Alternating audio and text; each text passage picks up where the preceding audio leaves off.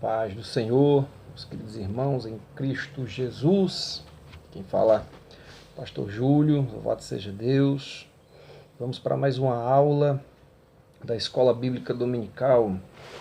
Hoje na lição de número 2, dia 12 de abril de 2020, falar sobre a sublimidade das bênçãos espirituais de Cristo. Aula de número 2 da revista da CPAD, para que a gente possa trazer o entendimento da parte de Deus para as nossas vidas.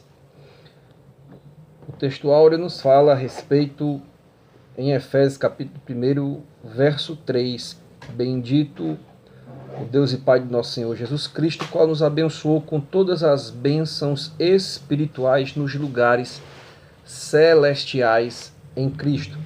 A verdade prática nos diz que Deus nos elegeu em Cristo antes da fundação do mundo para que desfrutássemos das bênçãos espirituais. Amados, nós temos 3 tópicos hoje para refletir a respeito desta lição. O primeiro tópico, nós vamos tentar fazer uma reflexão a respeito da nossa nova posição em Cristo Jesus. Outrora éramos inimigos de Deus, separados, não é, para a perdição eterna, mas em Cristo nós temos uma nova posição, uma nova vida, um novo comportamento, uma nova mentalidade. E no segundo tópico nós vamos tentar evidenciar a realidade de uma vida cristocêntrica neste mundo. Cristocêntrica por quê? Porque Cristo tem que ser o centro da nossa vida cristã. E explicar que o Espírito Santo desempenha um importante papel no plano da salvação. Então, nós vamos ver também, mais uma vez, a respeito da Trindade eterna, reunida também dentro desta exposição, reunida também dentro desta lição, em nome de Jesus. Então vamos ao texto que fica em Efésios, capítulo 1, verso 3 e 4, e do versículo 9 ao 14, que diz o seguinte: bendito Deus e Pai de nosso Senhor Jesus Cristo, o qual nos abençoou com todas as bênçãos espirituais nos lugares celestiais em Cristo, como também nos elegeu nele antes da fundação do mundo, para que fôssemos santos e irrepreensíveis diante dele em amor, descobrindo-nos o mistério da sua vontade, segundo o seu beneplácito, que propusera em si mesmo, de tornar a congregar em Cristo todas as coisas, na dispensação da plenitude dos tempos, tanto as que estão nos céus, como as que estão na terra. Nele digo, em quem também fomos feitos herança, havendo sido predestinados conforme o propósito daquele que faz todas as coisas segundo o conselho da sua vontade, com o fim de sermos, para louvor da sua glória, nós, os que primeiro esperamos em Cristo, em quem também vós estáis, depois que ouvistes a palavra da verdade, o evangelho da vossa salvação, e tendo nele também crido, fostes selados com o Espírito Santo da promessa, o qual é o penhor da nossa herança, para a redenção da possessão de Deus, para louvor da sua glória. Louvado seja Deus, aleluia. Nós agradecemos, Deus, te pedimos, ó Pai, a direção, Senhor, do teu Santo Espírito, para que nesta hora, Senhor da glória, seja o Senhor quem nos direcione dentro desta lição, que teu Espírito Santo, ó Pai querido, venha ser derramado mais uma vez sobre as nossas vidas, que a tua presença, meu Deus querido, a tua sabedoria, seja, meu Pai, derramado sobre nós também, em nome de Jesus, que nós possamos ter a tua palavra como a primazia e ser, Senhor, conduzido somente por ela, no nome santo e poderoso de Jesus. Assim que nós choramos e já te agradecemos. Amém. E louvado seja Deus. Vamos à introdução da aula, que nos diz assim: nesta lição vamos abordar a grandeza da excelência e a perfeição do projeto divino para conceder bênçãos espirituais aos seus escolhidos. Eu vou chegar já nesse assunto. Desde a eternidade, aprove a Deus executar um plano de restauração e reconciliação com a humanidade caída. Por isso que na carta o apóstolo Paulo se mostra profundamente agradecido pela revelação do mistério que estivera oculto desde todos os tempos. Ele nos convida a louvar e a glorificar a Deus pela sua bondade e misericórdia para com todos os pecadores. Então, se não fosse pela misericórdia, pela bondade de Deus, a nossa vida não teria mais sentido, nossa vida não teria mais salvação. Mas o Senhor Jesus Cristo veio pela graça, pela multiforme graça, e pela misericórdia de Deus, que é infinita e dura para sempre, é o fato de nós não sermos consumados, nos deu esse Filho amado, esse Senhor bendito, para que nós pudéssemos nele termos a salvação eterna diante de tudo aquilo que nós estamos vivendo, passando e enfrentando. E isso em todas as épocas depois de Cristo. A nossa posição em Cristo, que é uma nova posição, que é um novo posicionamento, é um novo comportamento, é um novo direcionamento.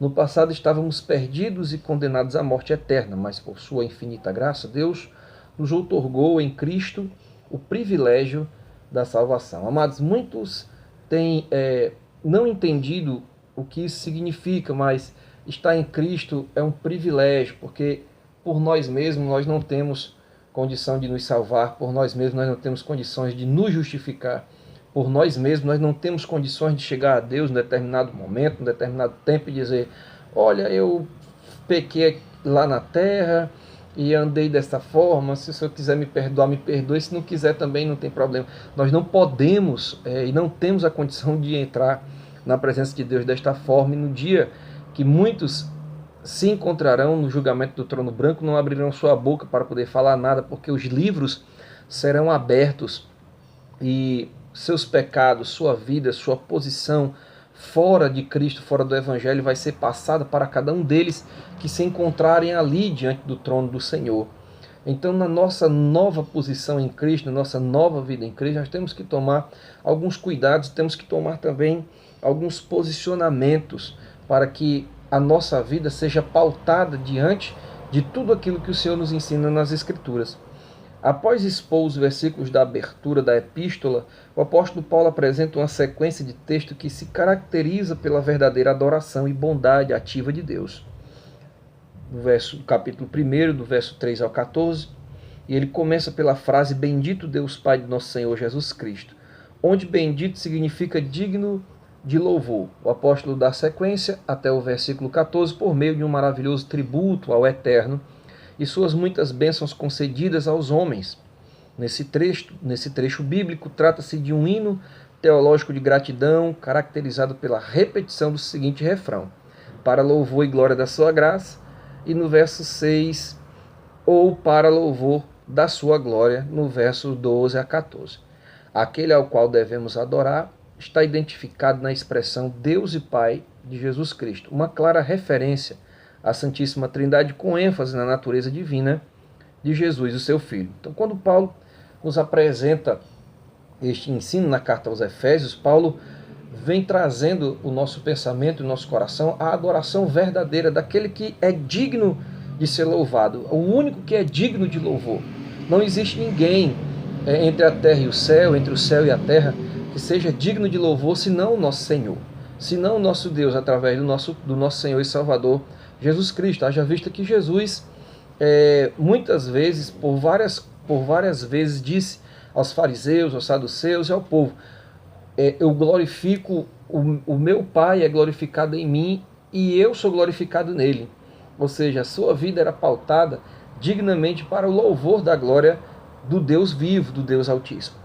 Então, a nossa vida também, como Paulo apresenta aqui, nós temos que agradecer a Deus e a Ele dar o santo louvor, dedicar a santa adoração, porque só Ele, irmãos, para dedicar-se a salvar quem não merecia ser salvo. Então, só Ele mesmo que teve esse esforço para mandar o seu Filho amado aqui nesta terra pecadora, andar no meio de pecadores e ainda morrer por pecadores para salvar pecadores. Então somente Ele é bendito, somente Ele é digno de todo louvor, e por conta de todo esse amor que Ele tem derramado sobre nós. Então as bênçãos espirituais que nós recebemos através disso, e obviamente que as bênçãos espirituais não são materiais, mas provenientes dos lugares celestiais, isto é, do reino espiritual. Essas bênçãos são mencionadas na longa passagem de Efésios, do capítulo 1, do verso 3 ao 14. Então, Nós cristãos somos abençoadíssimos por Deus, porque em primeiro lugar, antes de Deus, Ele nos abençoar com bênçãos terrenas, Ele nos abençoou com bênçãos espirituais. Quando nós temos a vontade de abrir o nosso coração e dizer, eu quero a Jesus como Salvador de minha vida, eu confesso a Jesus como Salvador de minha vida, automaticamente quando a nossa vida começa a ter mudança, começa a ter um novo posicionamento, um novo destino, as bênçãos espirituais já são decorrentes desse ato, as bênçãos espirituais já são dadas por Deus para a nossa vida, através e por meio do nosso Cristo, né?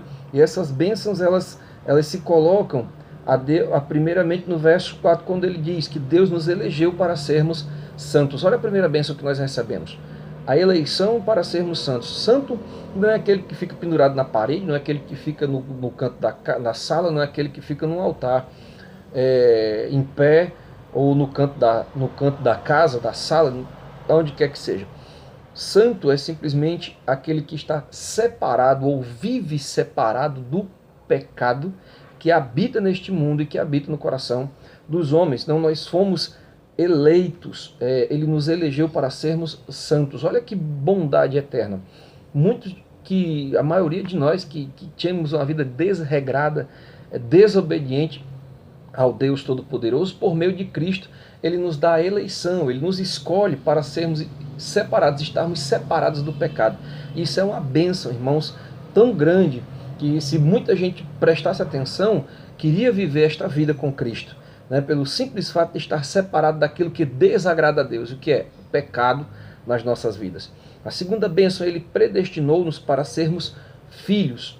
E essa questão da predestinação é algo que nós vamos ver na próxima aula, e eu não vou me demorar aqui a respeito disso, mas é algo muito complexo de ser explicado, é algo muito vasto e abrangente de ser discutido, e na próxima aula eu vou trazer este ensino dentro daquilo que o Senhor nos ensina dentro da sua palavra, com as visões logo de Armínio e calvinistas. E calvinista, a visão arminiana é a visão calvinista dentro desta situação, mas trazendo sempre o que Deus fala para nós, o que a Bíblia fala para nós. Então ele nos predestinou para sermos filhos. Todo aquele, como dizem em João, capítulo 1, João, capítulo 1, e verso 11, que ele diz o seguinte: veio para o que era seu, e os seus não o receberam, mas a todos quanto o receberam, deu-lhes o poder de serem feitos filhos de Deus, a saber, aos que creem no seu nome. Então, quando nós passamos a crer no nome de Jesus, nós somos recebidos por Deus como filhos dele.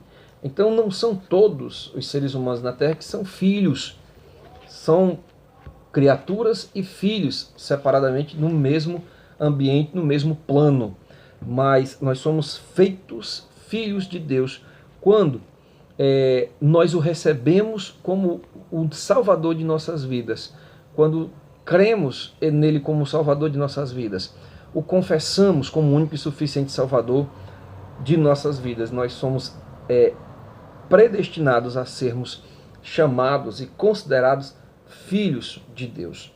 Ele nos deu outra bênção no verso 5, nos fez agradáveis para si, ou seja, vivendo uma vida de pecado, uma vida ímpia, uma vida totalmente fora da vontade de Deus, da presença de Deus, não tínhamos nada que agradasse a Deus. Ou seja, a nossa vida fora de Cristo, nada que fizermos agrada a Deus. Nem uma esmola que a gente der, nem um favor que a gente fizer, que isso não move o coração de Deus. Isso é caráter de cada ser humano.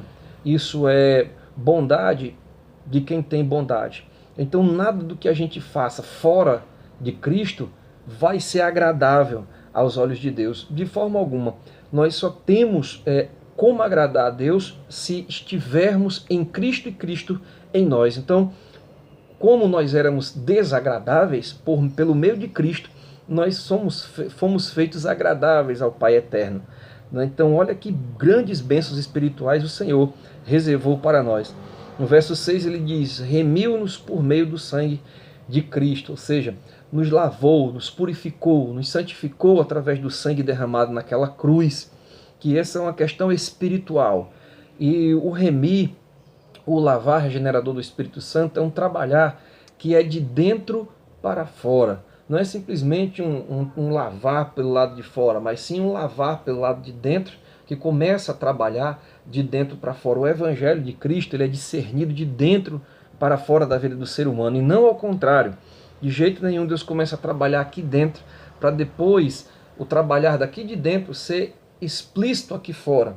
Então olha que coisa maravilhosa que Deus fez para a vida de cada um daquele que está em Cristo. Verso 7 ele diz, nos acolheu por sua vontade redentora. Quem é que gostaria de acolher aquele que não faz por onde ser acolhido, né? Mas ele nos acolheu por meio de Cristo. Olha que coisa maravilhosa. Duvido muito alguém querer acolher um bandido, duvido muito alguém querer acolher um homicida, duvido muito alguém querer acolher um estuprador. Ninguém quer, né? Quem é que quer? Na nossa sã consciência, na nossa vida cotidiana, ninguém quer acolher tais pessoas dessa forma. Mas olha o que Deus fez por nós. E eu digo isto trazendo à memória nossa o que muitas vezes a gente fica sem pensar. Mas ele nos acolheu por a sua vontade redentora, uma vontade de nos remir, de nos ajudar, de pagar uma dívida que nós não merecíamos que fosse paga por nós, mas ele pagou e nos acolheu pela sua vontade. No verso 8 a 12, nos revelou a palavra da verdade. Uma palavra que ficou oculta durante os tempos, durante os séculos, foi revelada por meio de Cristo para as nossas vidas. Primeiros do seu tempo, depois os que vieram a seguir, que somos nós. Selou-nos com o Espírito Santo da promessa. E esse selo nós vamos ver aqui dentro desta aula ainda o que significa este selo, né, do Espírito Santo. E mais ainda, ele garantiu a validade da promessa nas nossas vidas. Então, querido, quando a promessa de Deus vem sobre cada um de nós, ela não tem prazo de validade, ela não tem prazo de esgotamento, ela não tem prazo de se esvair de forma alguma, que quando o Espírito sela, quando a promessa chega, a validade ela é eterna.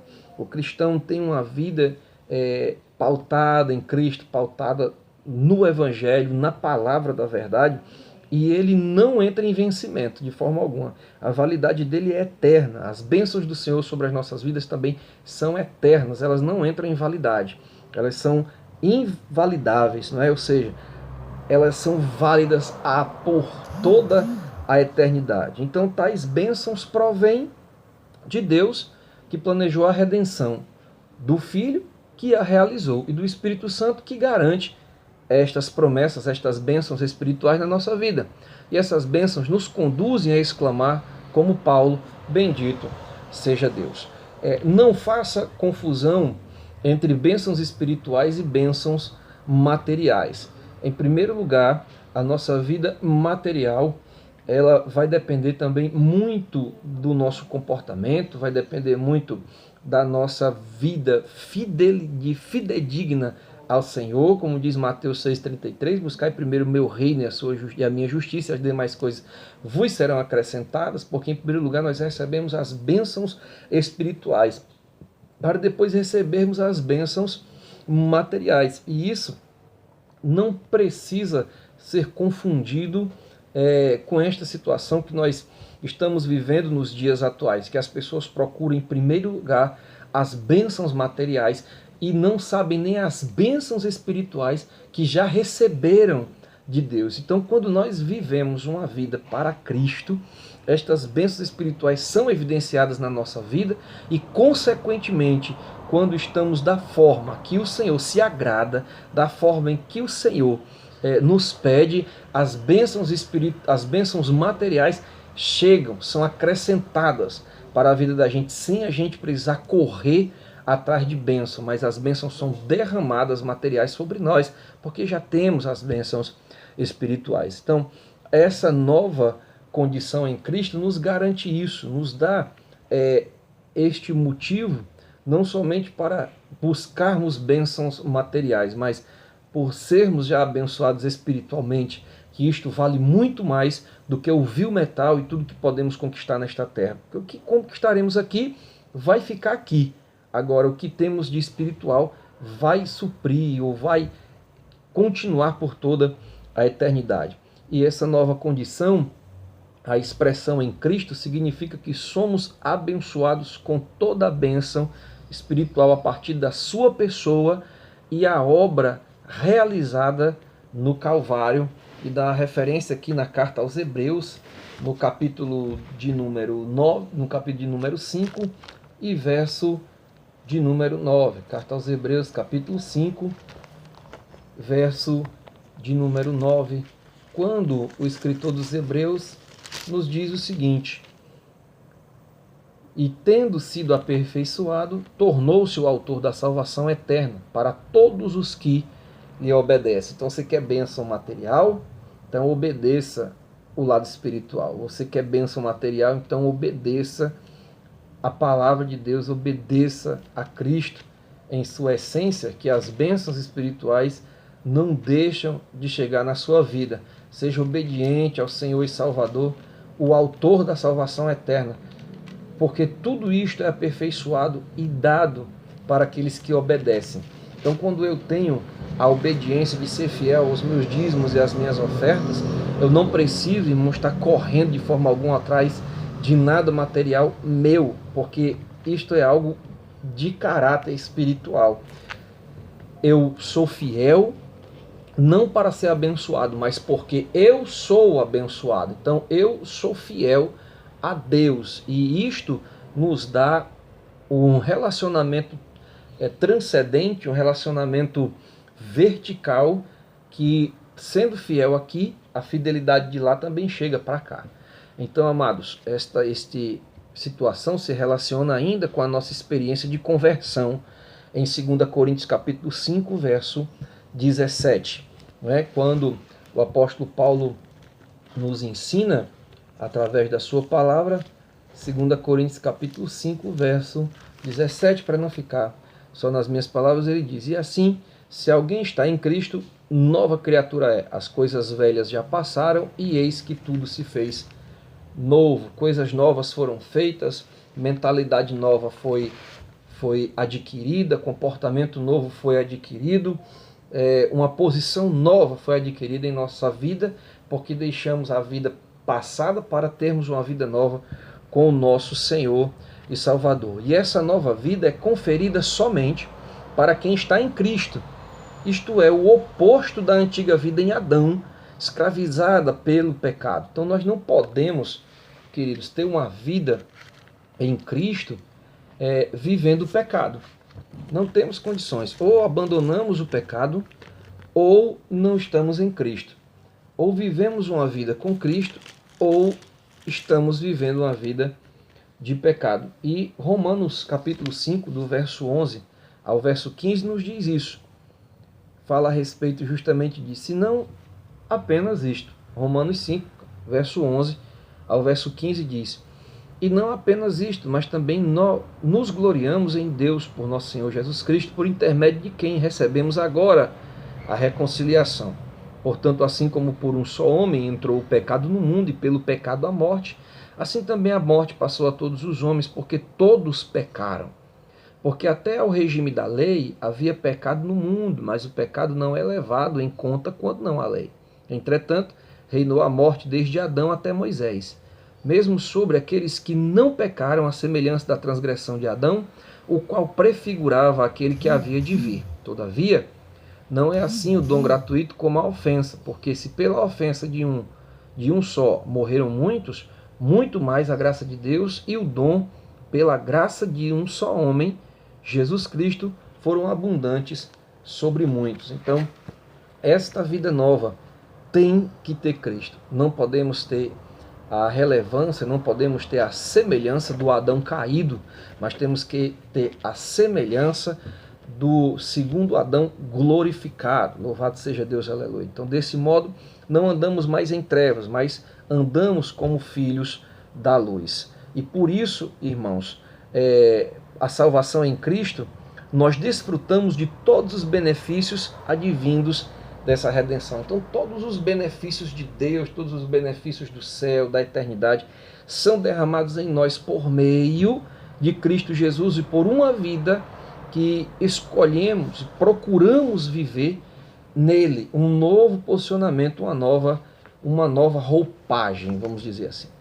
Vamos passar para o tópico 2, que nos diz uma vida cristocêntrica neste mundo. Embora o pecado tenha adentrado ao mundo, Deus projetou a primazia de Cristo na remissão dos pecadores e na restauração de todas as coisas para o louvor da sua glória. Então, amados, o que é uma vida cristocêntrica? É quando Cristo está no centro da nossa vida. Pastor, como é que eu sei que Cristo está no centro da minha vida? Quando nós somos levados e direcionados totalmente por Cristo. Totalmente por Cristo e pelo Espírito Santo. E isso nós sabemos que vivemos uma vida cristocêntrica quando Ele é o centro da nossa vontade, é o centro do nosso querer, é o centro dos nossos pensamentos, é o centro das nossas ações e atitudes, é o centro do nosso comportamento. Ou seja, quando vamos falar, vigiamos no falar porque Ele é o centro e nos direciona como falar. Quando vamos agir, Ele é o centro das nossas ações, pois Ele nos condiciona como agir. Como vamos nos comportar, Ele é o centro do nosso comportamento, porque Ele nos direciona como vamos nos comportar. Então, quando vivemos uma vida cristocêntrica, nós vivemos uma vida com Cristo no centro dela. Cristo fazendo parte do centro da nossa vida. A revelação do mistério, que é o primeiro subtópico, a frase descobrindo-nos o mistério da sua vontade, sinaliza a revelação da verdade que estava oculta aos santos de Deus. Essa verdade diz respeito aos decretos eternos que Deus planejara por sua soberana vontade, com o propósito de salvar os pecadores. E nós vemos aqui em Colossenses capítulo 1 e verso 26, a seguinte mensagem, que diz o seguinte: o mistério que estivera oculto dos séculos e das gerações, agora, todavia, se manifestou aos seus santos. Que mistério é esse? Era o mistério de Cristo e a salvação por meio dele, o evangelho por meio dele, que esteve oculto desde a queda de Adão até o nascimento de Cristo pelo ventre de Maria e até o início de seu ministério, depois de batizado por João Batista. Então, esse mistério teve escondido durante todas essas gerações, durante todos esses séculos, para ser revelado no tempo oportuno de Deus. Então Deus escondeu, guardou para ele, e no tempo da graça, na plenitude da graça, esse mistério foi revelado, esse mistério foi dado e foi repassado para os gentios e os judeus de sua época, e isso repassado universalmente para todos nós. Então o mistério da salvação que estava em Cristo já não está mais encoberto, já não está mais guardado. Esta revelação já sinaliza sim a vontade de Deus para todos os homens na terra, que é a salvação por meio de Cristo. Então a sua vontade foi executada conforme o seu desígnio por intermédio de Cristo, para que o Filho em tudo tivesse a preeminência. Louvado seja Deus. Nós voltamos aqui em 1 Colossenses mais uma vez e ficamos aqui com o verso 16, que diz o seguinte: pois nele foram criadas todas as coisas nos céus e sobre a terra, as visíveis e as invisíveis, sejam trono, sejam soberanias, sejam principados, que é potestades, tudo foi criado por meio dele e para ele. Então, meus amados, não tem como a gente dizer que não precisamos de Cristo, porque tudo tem que ser voltado para Ele, por Ele e por meio dele. Então, todo esse mistério já está executado, já está falado, já está pregado e continua sendo ensinado. E ele tem que ser absorvido por aqueles que querem absorver este mistério da salvação, que já é revelado para a humanidade, que a humanidade tem sido submissa a esse respeito, tem sido submissa a esse mistério tão grandioso e doado, dado por Deus para os homens na terra. A plenitude dos tempos, subtópico 2. Paulo revela que o plano divino é fazer convergir em Cristo todas as coisas. Isso inclui tudo que foi criado por Cristo, para Cristo e o que subsiste em Cristo. Implica dizer que todo o universo, céus e terra estarão submissos à autoridade e soberania do Senhor. Com esta declaração, não tem conotação universalista, a ideia de que no fim todos serão salvos, mas que finalmente tudo será como Deus planejou. Cristo a cabeça da igreja e também a cabeça do universo. O que é esta conotação universalista? Que algumas entidades religiosas ensinam que no final de todas as coisas, todo ser humano será salvo. Você pode fazer o que você quiser, aprontar o que você bem entende, andar da forma que você escolher, mas no final, quando você morrer e quando Cristo for de julgar todos os homens, então todos vão ser perdoados e todos vão viver a vida eterna com Deus, porque a escolha foi deles aqui embaixo na terra. Então, quando chegar o momento, eles vão dizer, olha, você me deixou viver, o Senhor me deixou viver do jeito que eu queria, e eu estou aqui, agora quero entrar no céu. Mas aí Deus vai abrir o livro e vai dizer, ó, a situação era o seguinte, eu avisei desde o Antigo Testamento que aquele que andasse na linha, andasse no caminho da bênção, receberia a bênção, mas o que andasse no caminho da maldição, receberia a maldição. Então, amados, essa mentira implantada no meio de muitos segmentos religiosos faz com que muitas pessoas vivam uma vida desregrada, desobedientes a Deus e que acham que estão agradando a Deus e obedecendo ao Senhor, mas não estão fazendo o que agrada a Deus, porque no final de todas as coisas, os que vão ser salvos são justamente aqueles que, por meio de Cristo, em Cristo, estiveram vivendo com Ele e Ele neles, para o agrado do Deus Pai Todo-Poderoso e a salvação de suas almas aqui na terra.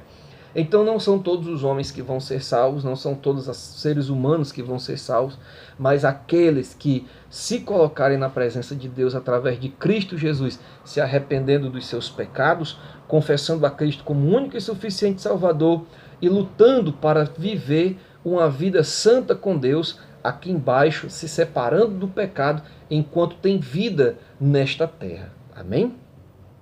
Aqui a palavra grega para tempos não é o cronos, mas o kairos, que se refere ao tempo divino previamente determinado para que todas as coisas estejam sob o domínio de Cristo. Esse tempo cronos é o nosso tempo, o tempo contado pelo homem, o calendário humano de anos, meses, dias, semanas, horas e minutos e segundos.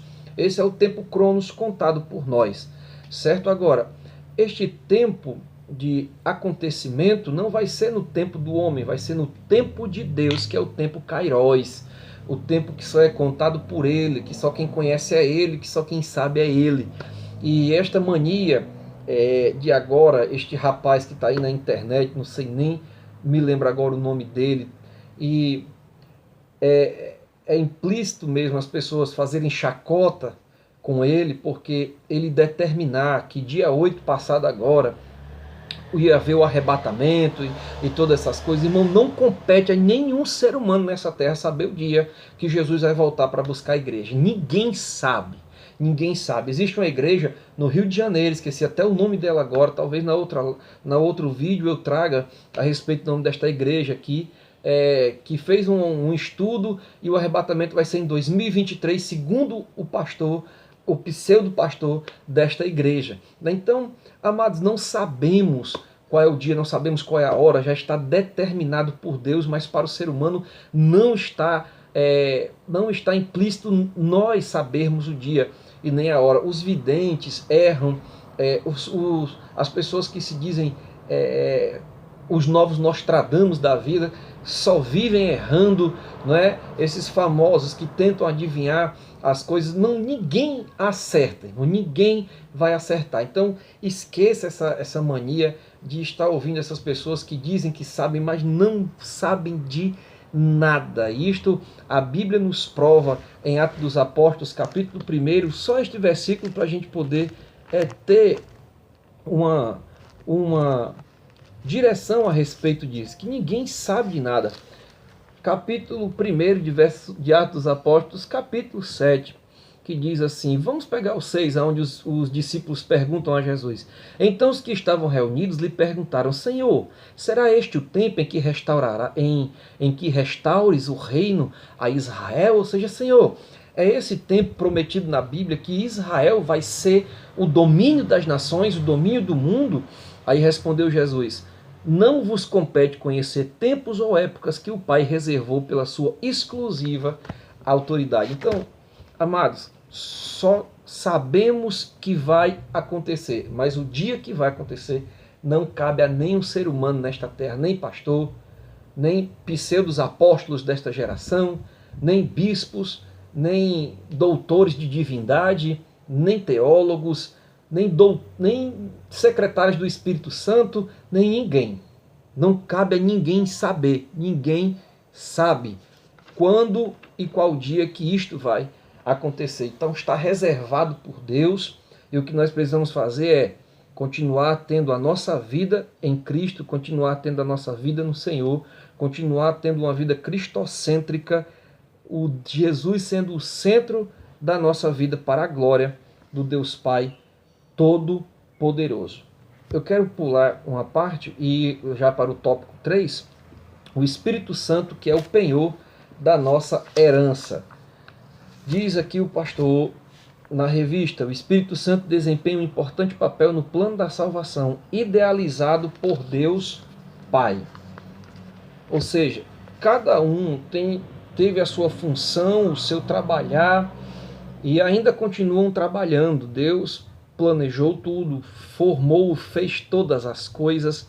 Jesus veio à Terra também como um arquiteto do universo, assim com Deus, trabalhando tudo e no meio da criação, formando todas as coisas, mas desempenhou o seu papel vindo no meio dos homens, pregando o Evangelho, salvando, curando, libertando e morrendo por nós na cruz do Calvário, ressuscitando ao terceiro dia, que pelo calendário Cronos seria o hoje, né, esse domingo, e assim cumprindo tudo que foi predito pelos apóstolos, ou predito pelos profetas, não é, visto pelo profeta, principalmente pelo profeta Isaías, que é o profeta mais messiânico da Bíblia, né? Então, tudo isso foi cumprido o plano de Deus em Cristo Jesus. Então, o Espírito Santo foi derramado na igreja, em cima dos 120 que estavam perseverando no templo, e desses 120 saiu para toda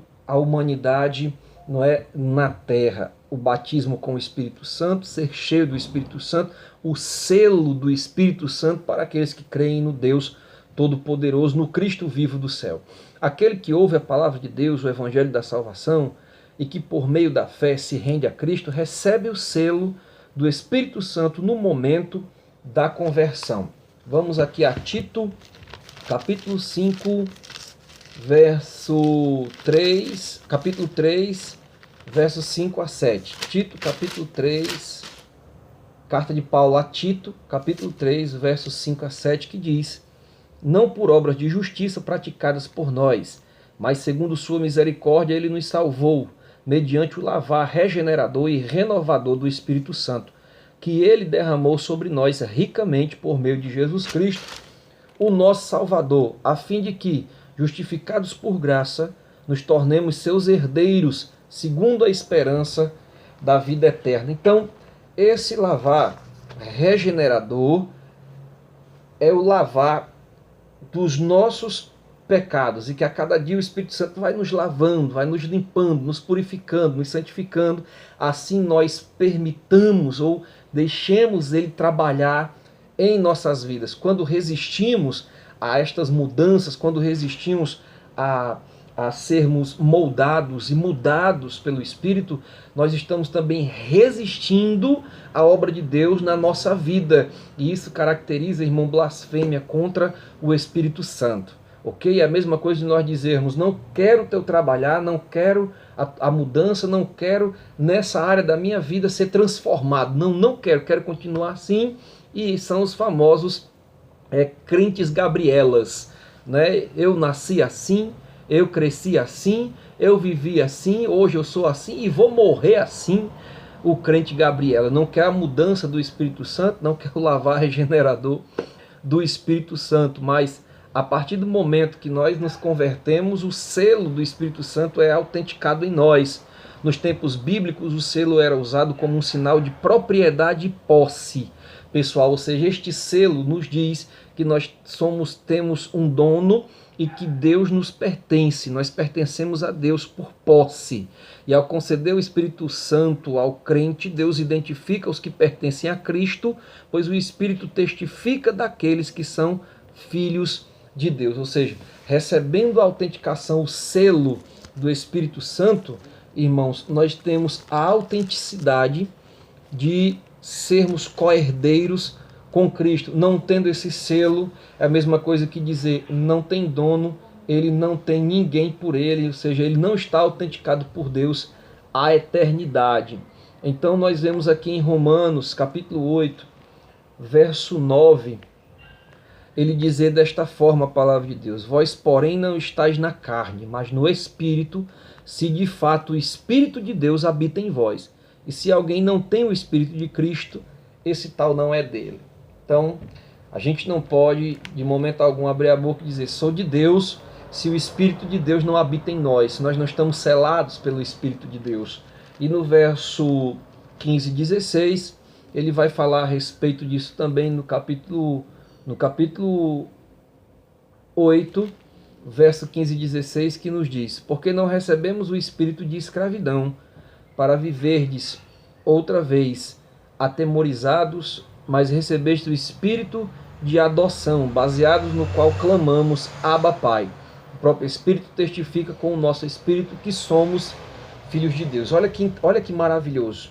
Não é? Nós não vivemos pela escravidão do pecado, mas pela liberdade do Espírito Santo em nós, de sermos identificados como filhos do Deus Altíssimo. E assim, a terceira pessoa da Santíssima Trindade tem um papel fundamental de regenerar, purificar e santificar o pecador. Ele é quem convence o ser humano do pecado, da justiça e do juízo, e que também produz no crente o verdadeiro relacionamento com Deus por meio do fruto do Espírito, que está em Gálatas, capítulo 5, verso 22. Gálatas, capítulo 5, verso 22 e verso 23, que diz assim: mas o fruto do Espírito é amor, alegria, paz, longanimidade, benignidade, bondade, fidelidade, mansidão, domínio próprio. Contra estas coisas não há lei. Então, se você tem esse fruto, pode ter certeza que você tem uma vida cristocêntrica. Pode ter certeza que Cristo está no centro da sua vida. Então, queridos, eu quero terminar aqui esta aula dizendo aos amados irmãos que o termo grego arrabon pode ser traduzido como depósito, penhor, garantia ou ainda primeira parcela. A palavra tem a origem semítica e era usada nas transações comerciais para assegurar o preço ou garantir o pagamento de algo. Quando alguém chegava para fazer um negócio, falavam quanto é tanto. Então, arrabon, o preço é esse, não se fala mais nisso, né? É como diz Cristo para nós, arrabon, o preço já foi pago, o preço foi de cruz e já está selado, já está feito o negócio, já está garantido, é o penhor desta compra, né? Esta primeira parcela já foi paga, louvado seja Deus. Então tudo isso significa que aquele que tem o selo do Espírito Santo tem a salvação de Deus em sua vida.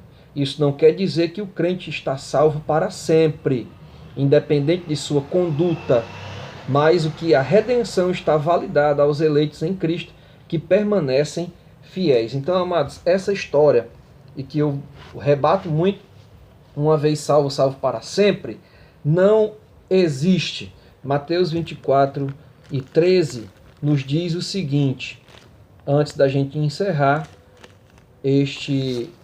esta aula, só falar a respeito disso. Mateus 24 e 13, que diz: aquele, porém, que perseverar até o fim, esse será salvo. O que significa isso, Jesus falando a respeito deste texto? Que muitos não vão perseverar até o fim. E aqueles que não perseverarem até o fim, logicamente não terão a salvação. Então, amado, você pode ser o cristão que for, mas se você desistir no meio do caminho, pode ter certeza, você perdeu a sua salvação. Temos que perseverar até o fim. De outra feita, o próprio Cristo, no livro do Apocalipse, escrevendo à igreja de Sardes, no verso 5 diz o seguinte, capítulo 3 e verso 5 diz o seguinte: o vencedor será assim vestido de vestiduras brancas, e de modo nenhum, apagarei o seu nome do livro da vida.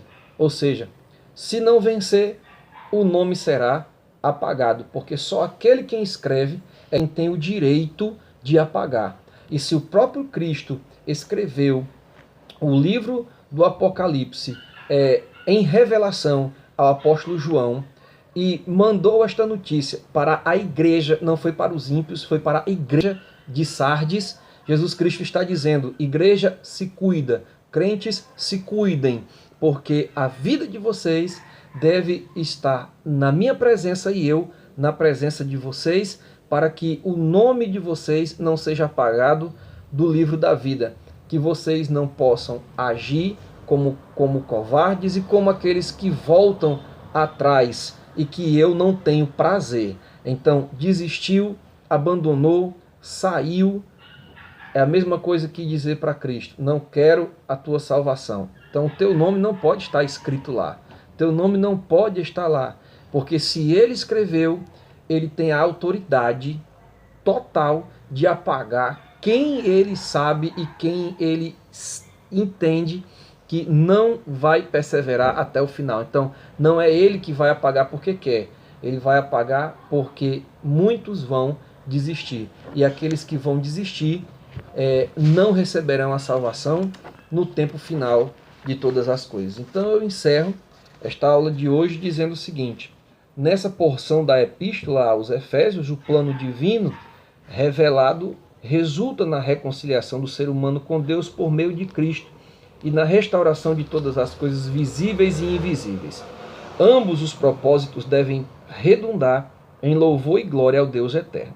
Na plenitude dos tempos, todo o desígnio divino estará plenamente executado. Então, daqui a pouco, daqui ao tempo Kairos, todas as coisas já estarão executadas por Deus e finalizadas de uma vez por todas. Perseveremos e não deixemos esta obra fiel e fidedigna, este Cristo fiel e fidedigno, este Senhor, que é Deus no céu e é Deus na terra, é Cristo em nós e o Espírito que nos habita e nos enche. Louvado seja Deus, aleluia. Quero orar pela sua vida para encerrar. Pai querido e santo, te agradecemos por essa aula, te agradecemos, meu Deus, por este momento de aprendizado, no nome de Jesus, e te peço, meu Deus querido, que o Senhor alcance muitas vidas através desta palavra, deste vídeo, deste ensino, e que nós, ó Deus querido, possamos perseverar até o final,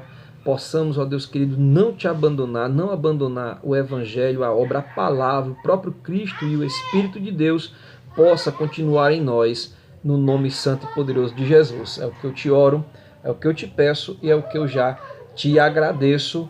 Amém. Louvado seja Deus e até a próxima aula, em nome de Jesus.